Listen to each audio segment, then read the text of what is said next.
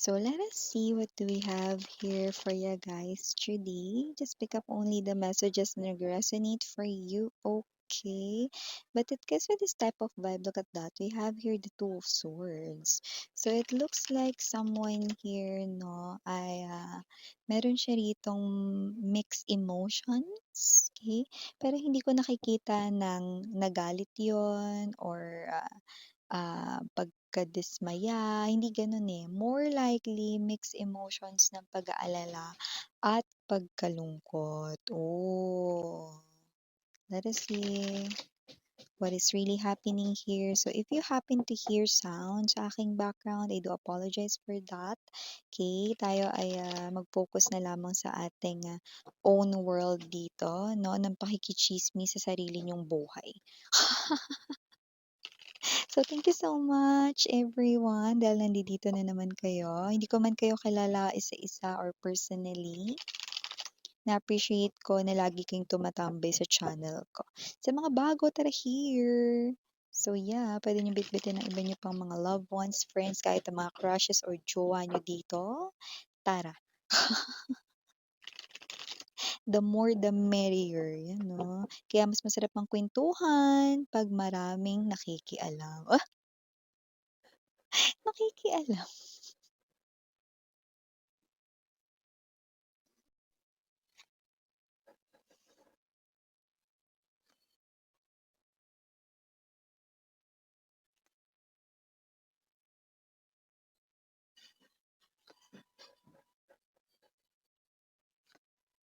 Oh, okay. Oh, bakit ang daming takot ngayon? I'm also getting that word takot, Kim. I'm actually seeing ngayon, no, yung nangangatog yung tuhod. So, nangangatog yung tuhod nitong tao na 'to sa takot dahil sa'yo. So, we have here this Eight of Cups in reverse. So, this is your ex right in here na bumalik na or yung iba, they are already nasa kanilang way, pabalik na rito sa'yo and it looks like takot itong tao na 'to sa'yo at nangangatog, nanginginig pa nga dito. Ay, weh. Bakit? Let us see. Star energy center of the reading. Chariot. Okay. Ten of Cups. Oh, okay. The Ten of Cups right here, no, sa ating Three of Swords in reverse. Bottom of the deck, we have here the Ace of Coins. Page of Swords, okay. Oh, Seven of Cups.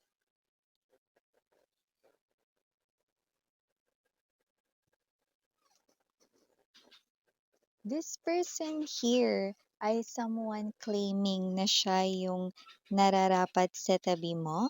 Kaya kung sino man tong energy na 'to 'no, I do pick up that with the Eight of Cups right in here in reverse and there's this Ten of Wands 'no, nangangatog ang tuhod nitong tao na 'to 'no at mukhang eto siya 'no na sinusuyo kayong muli kung siya'y nagbalik na or nandidito na ulit sa buhay ninyo. Yung iba naman pabalik na sila rito 'no at, nakikita kong, paghihirapan na pag-e-effortan ka niya 'no at gagawin niya rito ang kanyang buong makakaya, alang-alang sa kanya ritong reyna or hari daw. Handang pagsilbihan ka, at, ang tao na 'to ay nakikita ka ngayon bilang isang hari or reyna para sa kanya 'no. Hindi dahil ginagawa mo siyang muchacha rito or gagawin mo siyang muchacho.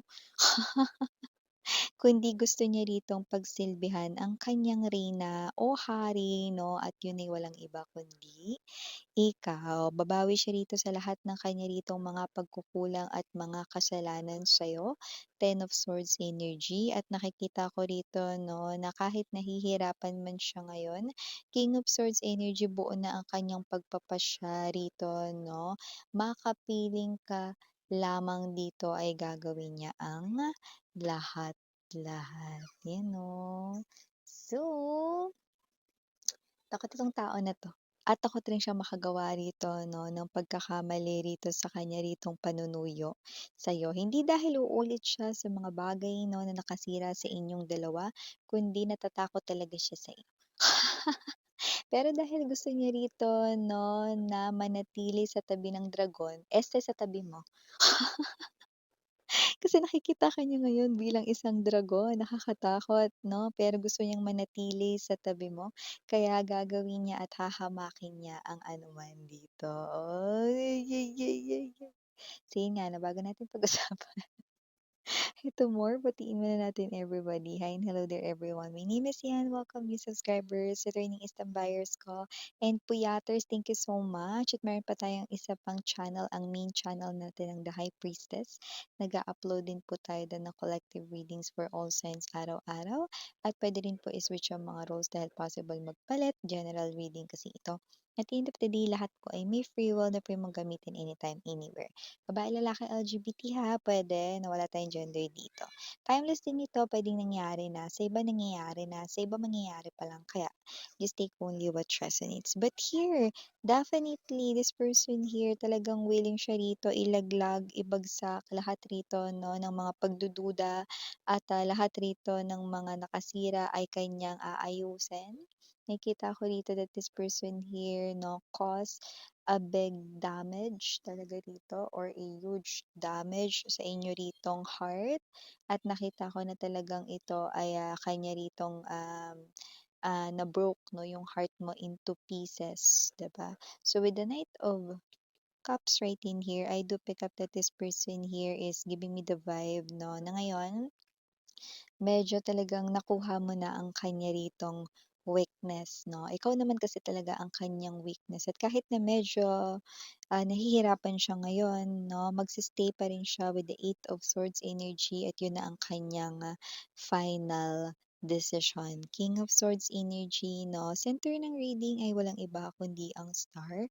Gusto niya rito 'no at pangarap niya rito mga babes na muling manumbalik ang inyong tiwala at pagmamahal sa kanya. Kaya itutuloy-tuloy niya ito hanggang sa unti-unti niyo siya ritong mapatawad, hanggang sa unti-unti niyo siya ritong matanggap sa inyong buhay. Handa siya ritong pagsilbihan. Maybe with the Ten of Cups energy, possible na ex-wife or ex-husband niyo ito. Yung iba naman, maaaring ito yung long-time boyfriend, long-time girlfriend mo. So, kung sino man tong energy na to, aminadong nasaktan niya ang heart mo at nakikita ko dito na handa siya ritong hilumin ito. Actually, broken-hearted din itong tao na 'to ngayon dahil hindi sa mga pinapagawa mo or nahihirapan siya rito, hindi 'no, kundi hindi niya rito talaga lubusang maisip paano niya 'yun nagawa sa taong minamahal pala niya ng lubusan, 'yan, okey. But with the presence of Ten of Swords, okey, may lumalabas dito na hindi lahat sila ha, pero yung iba sa kanila rito ay posibleng nagayuma, 'yan. At yung iba naman dito 'no, just take only what resonates ha, that's not for everybody 'no.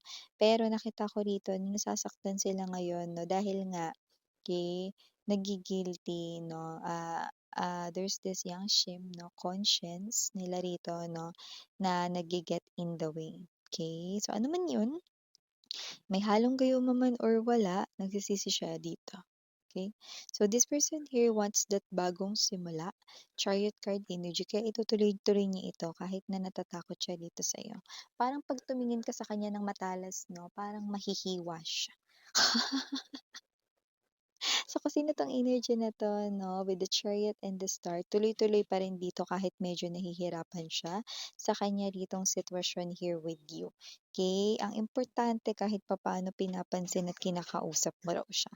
Ang importante nakakalapit siya sa'yo rito 'no. So whatever the case may be, this person still thankful kahit na 'no, you're showing just a little bit of, your attention sa kanya And I do pick up that this person here ay, pagbubutihin niya pa rito 'no, yung paglilinis ng ginawa niya ritong kalat sa buhay mo, and with the Ten of Wands energy, pursigido naman siya na lumalabas dito. Ano't ano man ang mangyari, Page of Swords energy, kanyang paninindigan, King of Swords 'no, ang kanya ritong pagpapasya na muli ritong buhayin ang inyong koneksyon. Bagong simula ang gusto niya ritong i-offer sa'yo. Okay, we have here this Ace of Coins energy. This person here ay gusto niya, no, na kayong dalawa ay magsimula muli, at ito ay sisimulan niya sa kanyang sarili, pagbabagong sinisimulan niya sa kanyang sarili kahit bago pa siya lumapit sa iyo muli, 'no? Itong tao na 'to, 'no, okey, kaya siya rito natatakot hindi dahil sa mga bulyaw mo or whatsoever, 'no, kundi natatakot siya rito na baka tuluyan ka ng mawala sa buhay niya. Ayaw niyang mag-say goodbye kayo sa isa't isa for good, 'yan. 'Yan tayo, eh. Kung kailan tapos na damage 'no, ay nagawa na 'no, saka nare-realize ang lahat, 'di ba? Pero maganda na rin 'yun kasi natututo at hindi umuulit pang muli.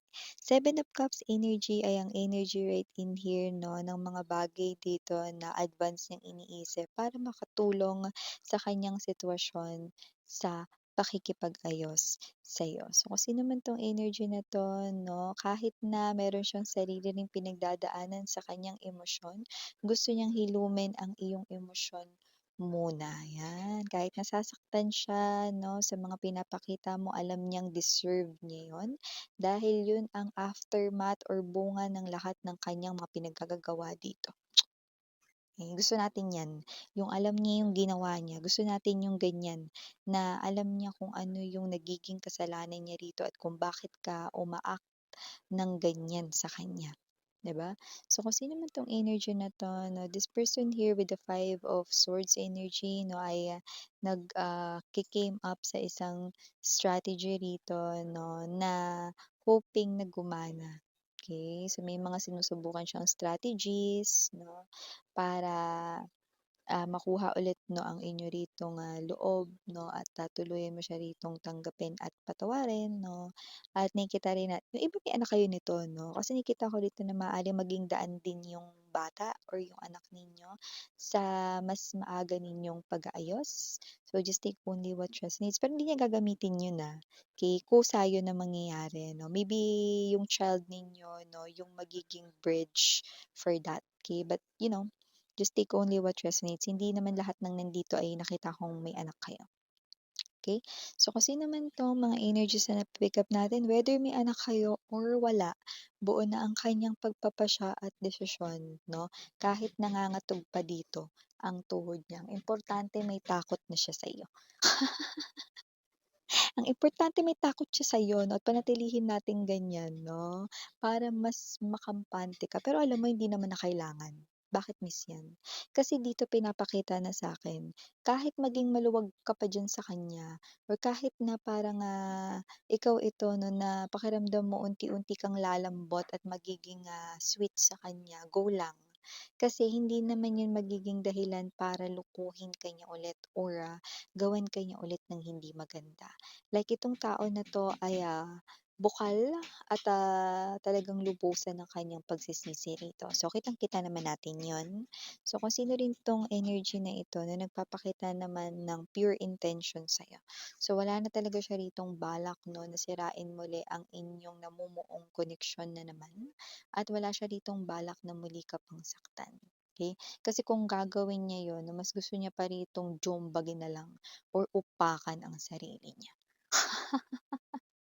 Talagang may diin dun miss yun, eh, 'no, oo.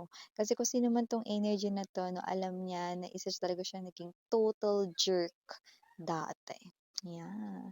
So, for the initials na tayo, yes, we do have. We have here capital letter M, capital letter P, and capital letter D. We also have here capital letter E and capital letter victory V. Papahuli ba? Yan 'no, bubulol sa Tagalog. Ang capital letter S, of course, nandito din yan. For other letters might not be capital, we have here A. For letter I, maaaring more than one. We also have here small letter N.